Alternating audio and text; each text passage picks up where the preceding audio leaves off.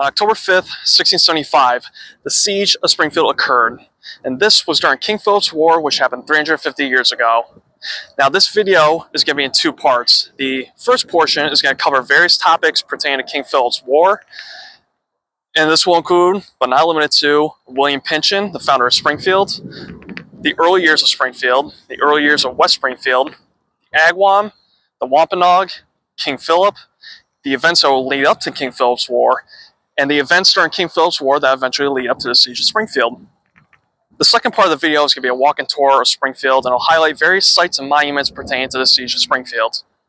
Now, one thing worth mentioning is the dates. At the time, the colonists were using the Julian calendar, its new year being March 25th, and they would transition to the Gregorian calendar in 1752. The Gregorian calendar is used today.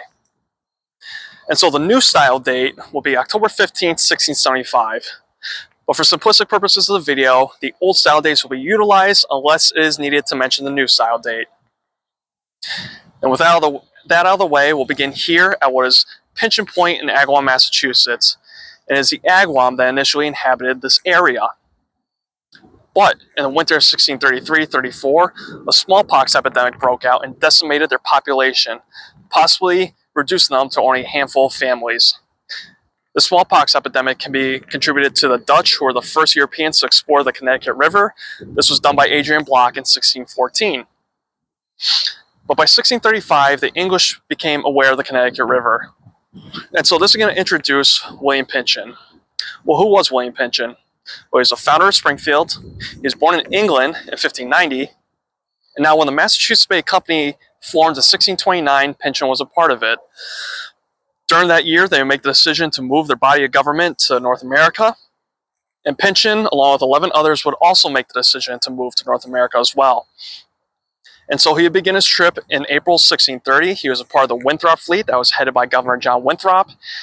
And Pynchon would arrive at Salem in June of that year. Now, he and his family originally settled in Dorchester, but they eventually moved to Roxbury. During his time, he's still a part of the Massachusetts Bay government. He is also a successful fur trader. Now, in the late summer, early fall of 1635, Pynchon is going to sail up the Connecticut River with John Cable, John Woodcock, and some sources even mention a native interpreter. And they get about a half mile into the Westfield River. And there, Cable and Woodcock are left behind to build a house in what was House Meadow. And so Pynchon is going to head back to Roxbury. Now, on March 3rd, 1635, or March 13th, 1636, the General Court is going to have a meeting out in Boston. During that meeting, they're going to create a commission that will oversee the people at the Connecticut. And among these commissioners is going to be none other than Pynchon himself. And by April 28th, he and a handful of other Roxbury settlers are going to remove to the Connecticut River Valley area. And they'll arrive here no later than May 14th. And on that day, they essentially establish their town's constitution, their first order being to obtain a minister. 2 days later, the house lots are going to be allocated. However, Pynchon's plan was to establish a settlement on the west side of the Connecticut River. But he didn't want to trespass on the Agawam's land, so he made the decision to move the settlement to the east side of the Connecticut River. And so these house lots were allocated along what is now Main Street in Springfield. 2 months later, on July 15th, the Agawam deed is going to be signed, and this is available online. This was in the presence of a Hutton, a native interpreter. This deed can be read online, and it has the markings of some of the Agawam. Now, when Pynchon purchases this land, it's at the cost of 18 knives, 18 wampum, 18 hatchets, 18 coats, 18 hoes. And what does he get in return? Well, it composes of, but not limited to, what is now Long Meadow, Springfield, Chicopee, Holyoke, Agawam, Feeding Hills, and West Springfield. And if you read through a deed, you can see how Pynchon had a more diplomatic approach towards the natives, and in particular the Agawam. And this is dissected in David Power's book, Damnable Heresy, which is a biography of William Pynchon.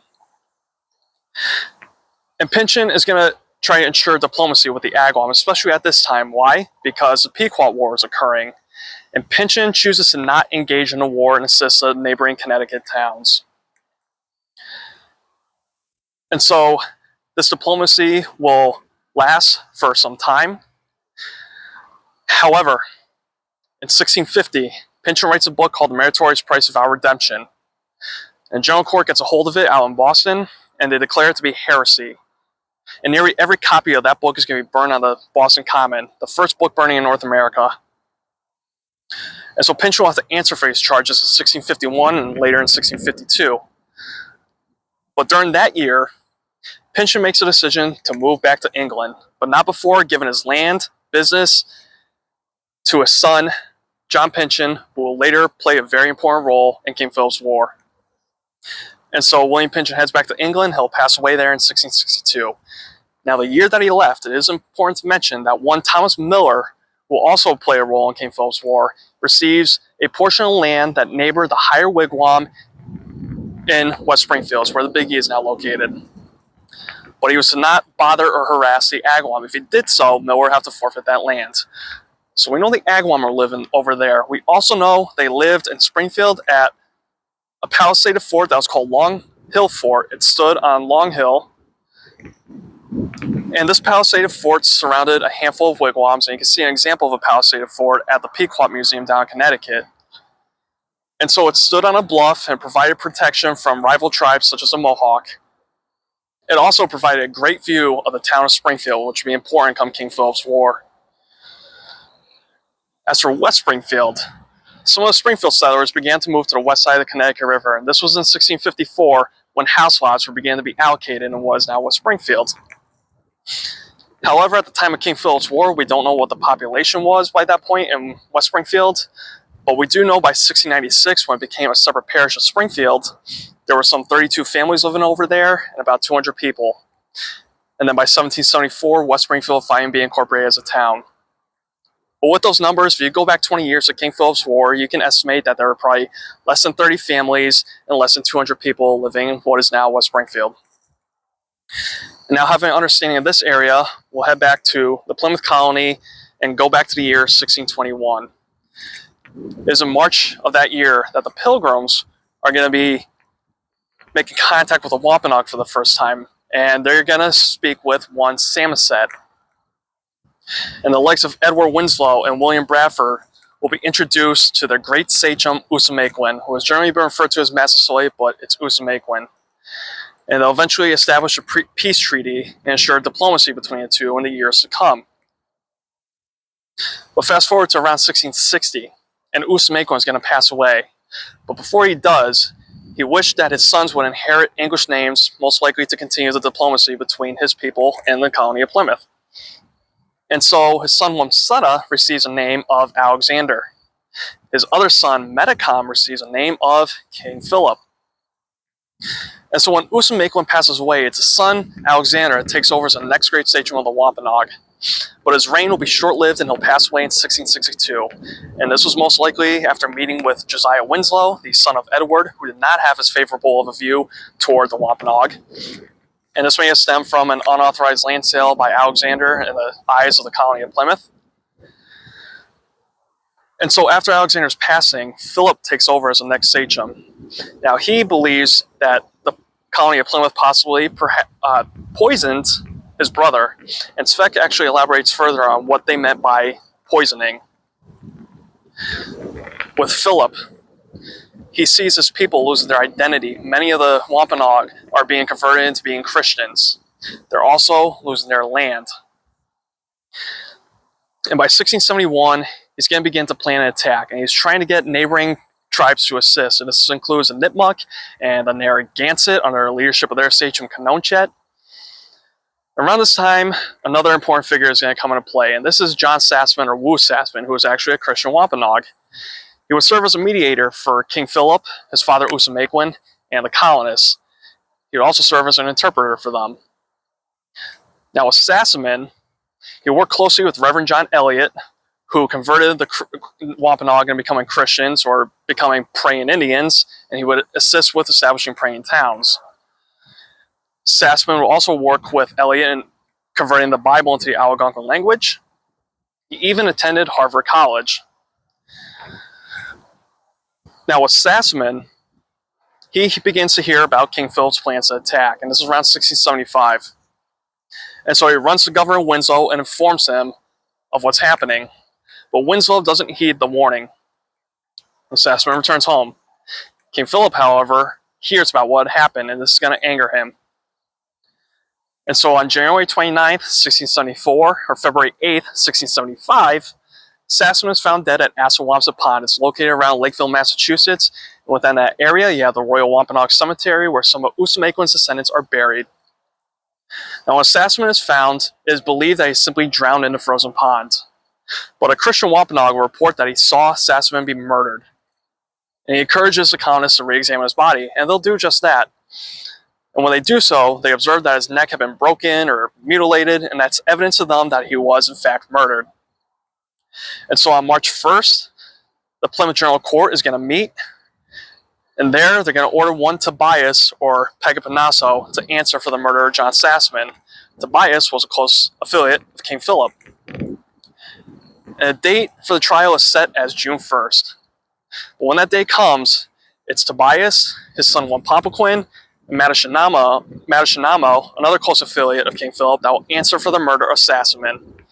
The jury is going to consist of 12 colonists and 6 Christian Wampanoag. And in the end, all 3 will be found guilty. Their sentence is death. And a week later, on June 8th, all 3 will be hanged. However, Wampanoag's rope broke, and he'd be reprieved for about a month, but later shot and killed. This is another event that angers King Philip. He believes that with a Wampanoag reportedly murdered by other Wampanoag, it should have been settled amongst his people and not the colonists. But whatever the case may be, come June 20th, a group of Pokanoket are going to attack the town of Swansea. They'll kill some livestock and burn some homes. And this begins King Philip's War. And this was most likely without the authorization of King Philip. Now let's get to introduce a few important characters. They won't be mentioned throughout the video as much, but that doesn't lessen their importance.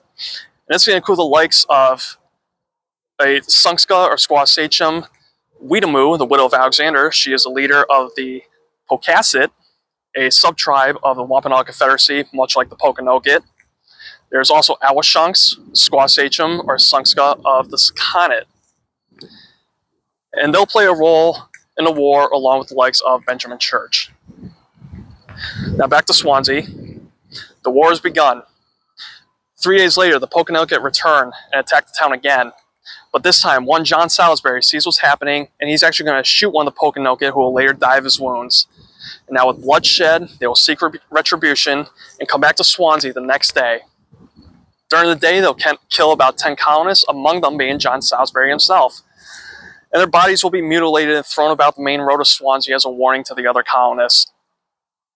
And so in the coming days, troops from Massachusetts Bay and Plymouth are going to gather in and around Reverend John Miles Garrison House, which is located in Swansea.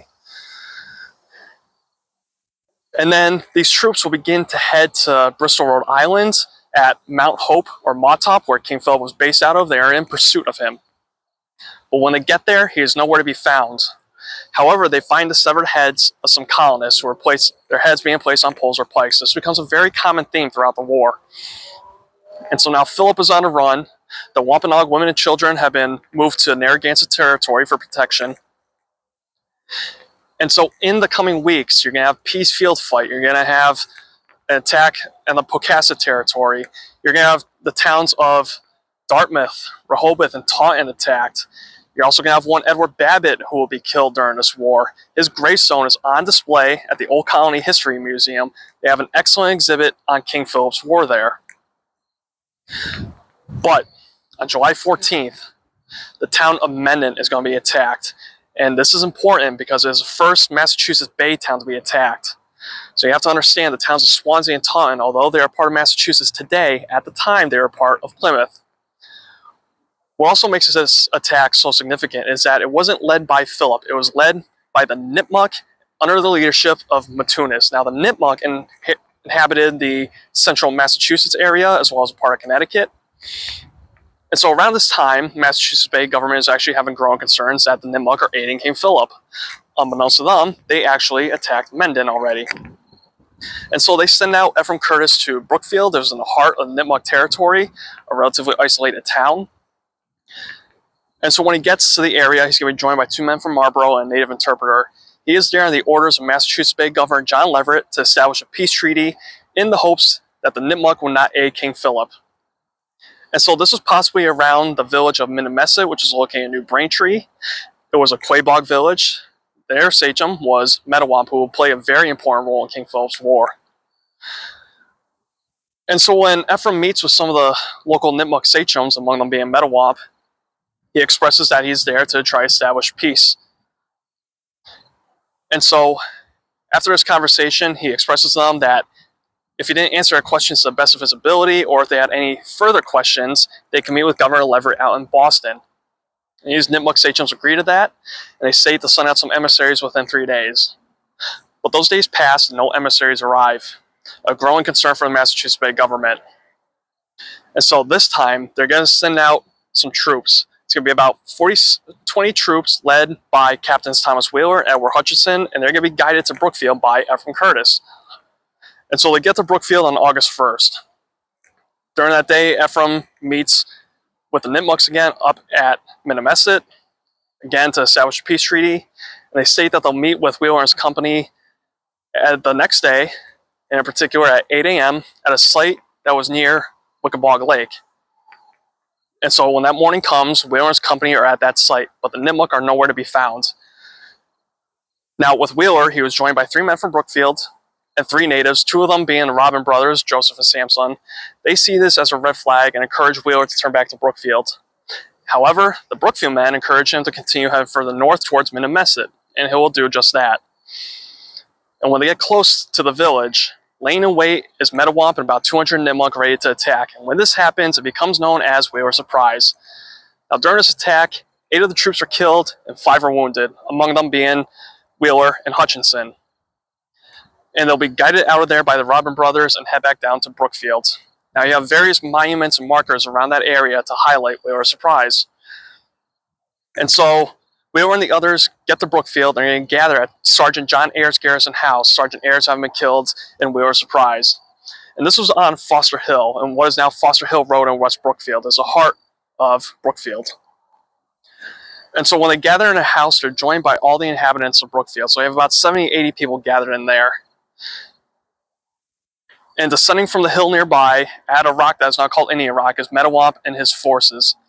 They begin to shoot on the house. They begin to try to set it on fire with flaming arrows. And this begins the Siege of Brookfield. Again, you have various monuments and markers within that area to highlight these events. And so this siege is going to last until the morning hours of August 5th. But during August 2nd, you had Henry Young killed. You had Samuel Pritchard, who was beheaded while trying to escape from the house. But a lot of events are going to occur on August 3rd. And in particular, during that morning, Ephraim Curtis escapes from the house, heads to Boston, and calls for reinforcements. During the day, the Nipmuc are burning down every house in Brookfield. They're also burning down Major John Pynchon's gristmill, which stood at Sucker Brook. You have one Judah Trumbull who was coming back from Springfield, and he's heading into Brookfield, and he sees what's happening. So he runs back to Springfield and notifies Major Pynchon. Word is also spreading to the company around Marlborough. This was about 46 troops under the command of Major Simon Willard, Captain James Parker, and it also included 5 Mohegan. The Mohegan have been aiding the English since the Pequot War, some 40 years prior. This was all done under their leader, or sachem, Uncas, who was still around for King Philip's War. And so moving into August 4th, the Nipmuc are going to plan another attack on Ayers Garrison. They're going to grab a cart, gather flammable materials, and put it on top of the cart, and this includes hay. And they'll begin to push it towards the house. And everything is on fire. And this becomes the iconic image of the Siege of Brookfield. But through Wheeler's account, he mentions that it begins to rain and the fire is put out. And at night, Major Willard and his forces arrive. In the morning hours of August 5th, they will drive out the native force. Metawamp and his troops, or his men, begin to head back to Minnemesset. And there, they'll be greeted by King Philip, who rewards them with wampum. And so Metawamp begins to head further west towards the Connecticut River. Now, as far as the casualties go between Wheeler's Surprise and the Siege of Brookfield, for the colonists, it was about 20. And according to Wheeler's account, for the Nipmuc, it was about 80. Now, within the coming days, you have additional troops gathering in the area. You have troops led by Captains Thomas Wheeler, or not Thomas Wheeler, Richard Beers, Thomas Lathrop, Samuel Mosley. You had additional Mohegan coming in. But on August 7th, you had Lieutenant Thomas Cooper of Springfield arriving in Brookfield. He's joined by 27 troops and 10 Agawam. They will be in the area for 3 days, scouting it for any hostile natives before returning to Springfield. Some other troops march up to Minnemesset, finding abandoned and burn down all the wigwams. Now, on August 13th, all the Christian natives are going to be ordered to be confined to their praying towns. This is under the orders of Massachusetts Bay government. It is a show of that lack of trust. The division is growing, and the war is just continuing to spread at this point. 3 days later, on August 16th, the New England Confederation is going to establish its headquarters in Hadley, which is along the Connecticut River. And they were under the command of Major John Pynchon. Now, New England Confederation composed of troops from Massachusetts Bay, Plymouth, and Connecticut. And this is where the next stage of the war is going to occur. So just to provide a visual, the towns along the Connecticut River at the time were Northfield, Deerfield, Hatfield, Hadley, Northampton, Springfield, and to the west of Springfield was Westfield. The native tribes were the Squaqueag, Pecumtuck, Nonotuck, Norwottuck, Agawam, and Waranock. Now, a week after the New England Confederation established its headquarters in Hadley, they had a council of war there. And a decision was made that day, and the plan was to disarm the Norwottuck, which had previously been done during the war, but they gained the trust of the colonists, and so the colonists gave them back their firearms. But again, the trust is dissolving, and so the plan is to disarm them once again. Now, at this meeting, which most likely had Captain Beers and Lathrop, you also had a Norwottuck sachem. He would try to plead his case for his people, but it would be to no avail. And so he would head back to the Norwottuck fort that was in Hatfield, is opposite Hadley across the Connecticut River, and he would try and encourage his people to give up their firearms. During the day, a messenger is going to be sent out to that fort to look for an answer, and the Norwottuck stated that they needed more time to think about it. So he returns at night, and this time he's ridiculed. And so Beers, Lathrop, and about 150 troops make the decision to head to the Norwottuck fort, and this is on the night of August 24th. But when they get there, there's no Norwottuck to be found. They have abandoned the area and proceeded to head further north into Deerfield to join the Pecumtuck. However, they find one dead sachem, and this very well may have been the sachem who was at the meeting with the Council of War. And so, moving to the morning hours of August 25th, Beers and Lathrop were going to pursue the Norwottuck, and they're going to come together at a place that was called Hopewell Swamp in Whately. This was just below Mount Sugarloaf. And there, the first conflict along the Connecticut River happens during King Philip's War. During this fight, Beers and Lathrop are going to lose about 10 of their troops. The Norwottuck are going to lose about 26 of their own, but they will continue to head further north. Around this time, Pynchon is writing letters to Governor Leverett. He's writing letters to Governor John Winthrop the Younger, Connecticut, Governor Edmund Andros over in New York. He's also writing letters to a council in Hartford. But on August 28th, he receives a letter from the Hartford Council, and it's an answer to his question of what to do with the Agawam. And they advise him not to disarm the Agawam, but to take some of them as hostages and bring them down to Hartford, and he will do just that. Now, moving to September, on the very first day of that month, Deerfield and Hadley are going to be attacked. This may have been a response to the attempted disarmament of the Norwottuck. And so about 60 natives are going to attack these towns. You're going to have one garrison soldier killed and about 1 or 2 natives. Now, by this point, it's really a native band because now you have multiple tribes involved. It's most likely was an attack by the Pecumtuck, Norwottuck, Nonotuck. The Nashway are now involved because they attacked Lancaster in late August, and this was under the leadership of Monaco. And the next day, Northfield is going to be attacked, and about 10 colonists are going to be killed there, and possibly 1 or 2 natives, and this is where the Squaqueag were. And so Beers and about 36 troops will head up to Northfield to protect the town, but unbeknownst to them, it's already been attacked. And they'll arrive in Northfield on the morning hours of September 4th. They're going to be attacked by about 150 natives, and this becomes Beers' ambush. And so during Beers' ambush, about 21 of the troops are going to be killed, Beers being among them. Their heads will be severed from their bodies and they'll be placed on pikes or poles. The natives will also lose about 25 or 26 of their own. Now with Beers' ambush, again, you have various monuments and markers to highlight it, but just nearby is King Philip's Hill. And this is where it is believed that he was encamping during the winter of 1675-76. You also have a sign that indicates there may have been a fire council held there, where many of the great prominent sachems gathered and talks about what to do with King Philip's War moving forward.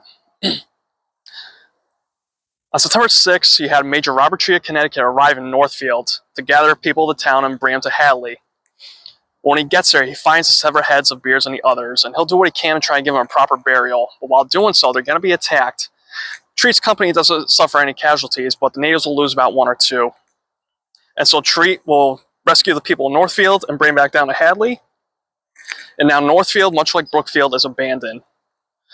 Also during that day, you had John Gant with some 20 troops gather around Springfield to protect it. You had all these garrison soldiers arriving around these towns along the Connecticut River to protect them.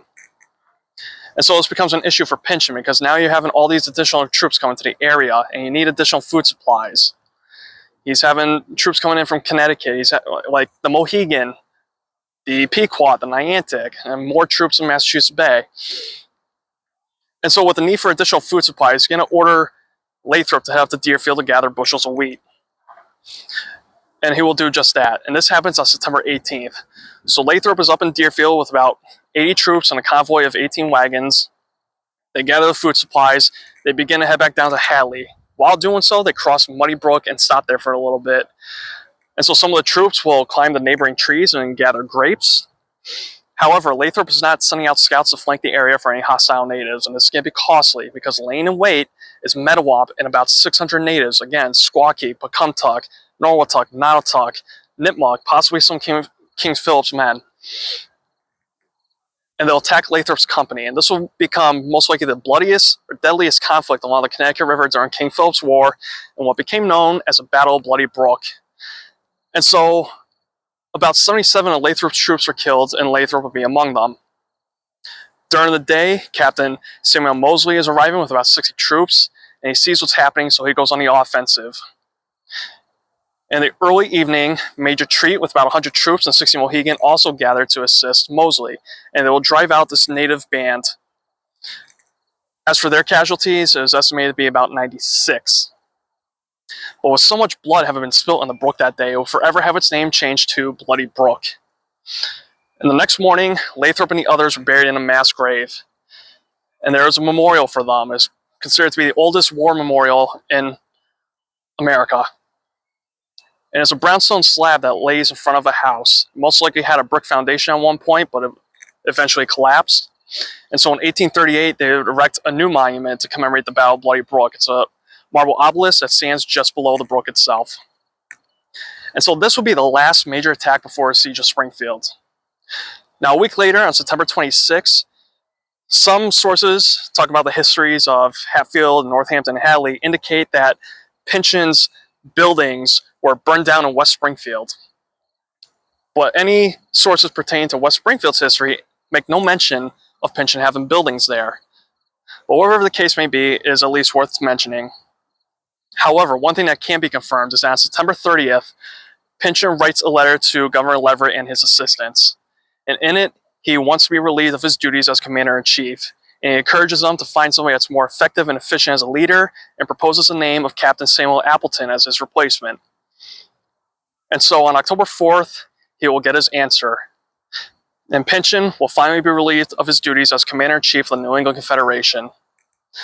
However, there are reports that there is a possible planned attack on Hadley, and so he heads up there to assist. But there's also another critical event that's going to happen during that day. And this will begin the walking tour. But before that, take a look at the scenery. It was highlighted at the beginning of the video.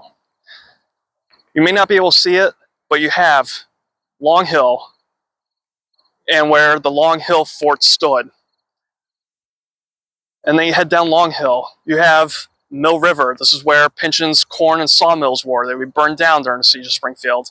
And then further north, you have Main Street, where the heart of the attack occurred. This is a site that was once at the heart of a war 350 years ago. And so on October 4th, Major Pynchon was relieved of his duties as a Commander-in-Chief of the New England Confederation. However, word spreads of a possible planned attack on Hadley. And so Major Pynchon will head up there to assist. leaving Springfield unprotected in the process. But another significant event is occurring that day, and that's going to involve a native by the name of Toto. Toto was living down in Windsor, Connecticut with the Wolcott family, and he was possibly an indentured servant. Now the Agawam were heading down to Hartford to release some of their people who were being held as hostages. And while doing so, they had to cut through Windsor. And it is there that they met and spoke with Toto. And while doing so, they informed him of a planned attack on Springfield. Toto would then later notify the Wolcott family. And so later that night, a messenger was dispatched to the town of Springfield to warn the inhabitants. Everybody within the town, including those living on the west side of the Connecticut River, gathered in 3 garrison houses. The messenger also notified Major Treat in Westfield and Major Pynchon up in Hadley. Now, in the morning hours of October 5th, Springfield was attacked. But because everybody had their guards up and Major Treat and Major Pynchon were warned in advance, allowing them for a quicker response time, lives were saved that day. And this was all in thanks to the actions of Toto, who was honored with this monument that stands at King Philip's Stockade here in Springfield. On the night of October 4th, as a messenger was making his way through Springfield to warn the inhabitants of a planned attack, it was a native band that would gather here on what is now Long Hill Street.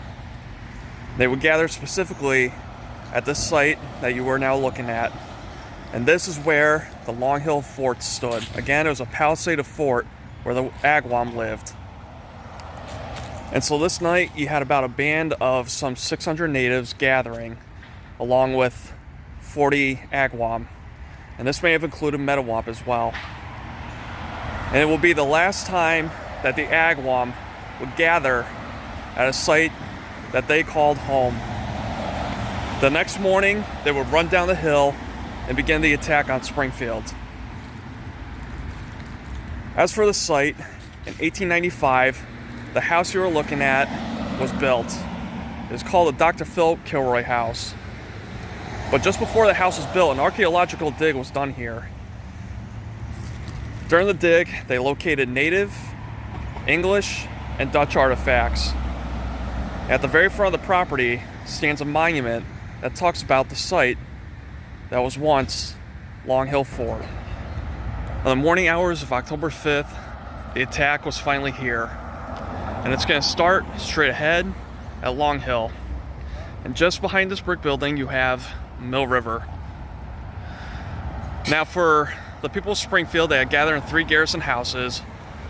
But during these morning hours of October 5th, they saw that no attack had happened just yet. And so some of the people began to leave from the garrison houses.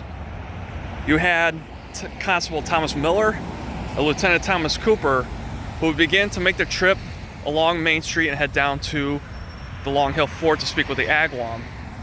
And so Miller and Cooper are coming down here on Main Street, and they're approaching Mill River and getting to the base of Long Hill. As they do so, they're going to be attacked. Miller will be instantly killed. Cooper will be mortally wounded. And coming down the hill will be a few hundred natives led by the Agawam sachem Waukegan. And so for Cooper, he's mortally wounded. He gets back on his horse and he starts heading back up along Main Street into Springfield to warn the others. And for Cooper, he's going to arrive at the first garrison house, and that belonged to Jonathan Burt. And there he will fall to his death. Cooper and Miller were the first casualties of the Siege of Springfield. Miller is honored on the Fallen Officer Memorial that stands in front of the Springfield Police Station on Pearl Street. But here, there's a monument for both Cooper and Miller. And on it, it states, near this spot, Lieutenant Thomas Cooper and Constable Thomas Miller were killed by the Indians just prior to the burning of Springfield on October 5th, 1675. And so, moving further up north on Main Street, you had a street that once stood here. And at the corner of it stood the Jonathan Burt Garrison House. Now, with the attack, Jonathan will write an account of what happened during that day. And he mentioned that some 32 houses were burned down, as well as 25 barns. But it is here that Lieutenant Cooper fell to his death, and is where some of the inhabitants of Springfield had gathered during the attack. So it's Waukegan and some 600 natives that had gathered from down there at Long Hill. They're beginning to make their way up Main Street, burning down houses and barns, and more casualties will follow throughout the day. With the attack spreading further up Main Street, there's going to be another casualty, and that's going to be Pentecost Matthews. She'll be killed during the attack. You're also going to have at least one native killed. And the story goes that he had a pewter plate, and as he was running with it, he was shot at and mortally wounded and will later die of his wounds. But the plate had a bullet hole in it and became a relic of the war, one that has been lost to time. But here at the corner of Loring and Main Streets once stood the house that belonged to widow Margaret Bliss, and this was the next garrison house where people had gathered during the attack on Springfield. As the attack on Springfield continued to spread throughout Main Street, 2 more people will be mortally wounded, and that's going to be Nathaniel Brown and Edmund Pragmatis, and they will die of their wounds within the coming days. But the attack will eventually make its way here at what is now Court Square. And so, at the corner of Main and Elm Streets once stood the first meeting house, and this would actually withstand the attack that day, but it will later be torn down in 1677. Now you have a marker here to commemorate where the first meeting house stood, and it was built in 1645 by none other than Lieutenant Thomas Cooper. And further down Elm Street, on the banks of the Connecticut River, stood the ancient burying ground, as well as a training field where a town's militia would gather. And just nearby, you also have this monument for Miles Morgan, who was around for the attack on Springfield. With the attack on Springfield continuing to head further north along Main Street, it would eventually make its way here at what is now the corner of Fort and Main Streets. And at this corner stood the last of the 3 garrison houses, and it belonged to none other than Major Pynchon himself. It was a brick house allegedly built around 1660 and was later torn down in the 1820s. Like Jonathan Burt and Margaret Bliss's house, Major Pynchon's house would withstand the attack as well. By the late morning hours, reinforcements would begin to arrive and protect the town of Springfield. They would come from the west, and they would come from the north, up in Hadley. And this was led by none other than Major Pynchon himself. And so around 11 a.m., Major Robert Treat and his troops finally reached Springfield. And they're going to gather on the west side of the Connecticut River along these banks in West Springfield. Now, just to paint a picture of the area, further south you have Long Hill, where the Palisaded Fort stood for the Agawam. All along here is Main Street. And then you'll see the top of an 1800s church that stood along Elm Street here. And at Riverfront Park is where the ancient burying ground and training field stood. In 1848, this burying ground was removed for the train tracks you see in front of you. Now back to Major Treat. He's at the banks of the Connecticut River on the opposite side of Springfield. However, he has no way of getting across the river. All the boats that have been over in West Springfield have been moved over here because everybody gathered in 3 garrison houses. And so some of the people that were gathered in there saw Major Treat and his forces stuck. So they get out of the garrison houses, arrive at the banks of the Connecticut River here, and try to get the boats over to Major Treat. But while doing so, they're going to be attacked. And one David Morgan is going to be shot in the neck, but he will survive his wounds. Eventually, they'll succeed in getting the boats over to Major Treat and his company, and they'll begin to head over, cross the Connecticut River, and get into Springfield and begin to protect the town. A few hours later, between 2 and 3 p.m., Major Pynchon, along with a force of about 200 troops, including Captain Samuel Appleton, his future replacement, are going to arrive in Springfield from Hadley. So they're coming up north, and heading down into Main Street. He will gather with Major Treat's force and drive out this large native band. And the natives will begin to retreat east into Indian Orchard, and the Siege of Springfield will finally come to an end. As the Siege of Springfield came to an end, it was reported that about 60 houses on the west side of the Connecticut River and on the outskirts on the east side of it withstood the attack. Major Pinchon would write a letter to Reverend John Russell out in Hadley that day, informing him of the events. He would also write a letter to Governor Leverett, informing him as well. At one point, a native woman is going to be captured, and she's going to report that about 270 natives actually participated in the attack on Springfield. Afterwards, she was mauled to death by a dog. As for the Agawam, they would have to leave the place that they once called home. It is believed that after King Philip's War, they moved out to New York. And for Springfield, although it was destroyed that day, it would rebuild and recover. Samuel Appleton would finally replace Major Pinchon as a commander-in-chief of the New England Confederation. And so now to fast forward through King Philip's War. During that fall, the Christian natives were removed to Deer Island near Boston. It's estimated that there are about 500 to 1,000 of them removed there.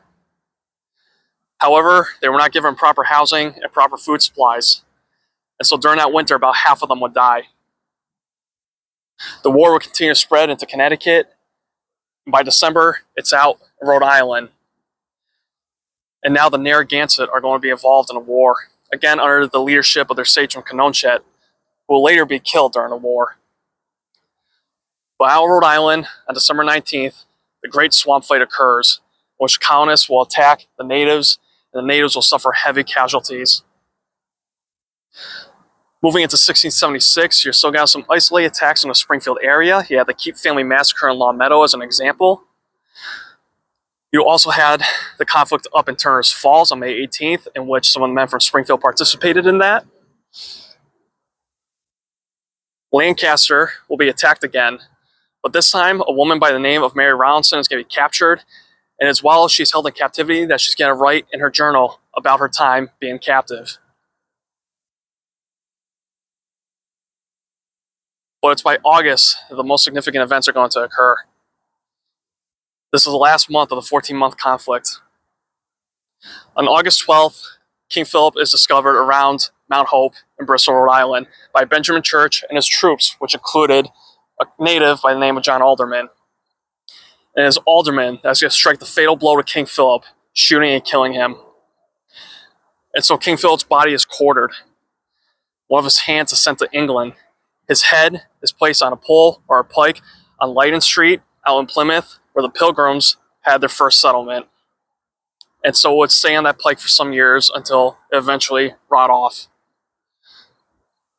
Well, on August 28th, the second in command, Anawan, is going to officially surrender at what is now Anawan Rock in Rehoboth, and King Philip's War finally comes to an end.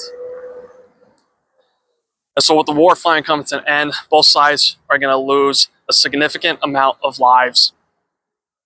As for colonists, it's estimated that they lost about 800 people. And for the natives, it's estimated that they lost about 3,000 of their own. Many of the prominent leaders will be captured and killed for the role in King Philip's War. Many other natives will be sold into slavery. But with the amount killed, this conflict remains the deadliest per capita in American history. A conflict that occurred 350 years ago. A conflict known as King Philip's War.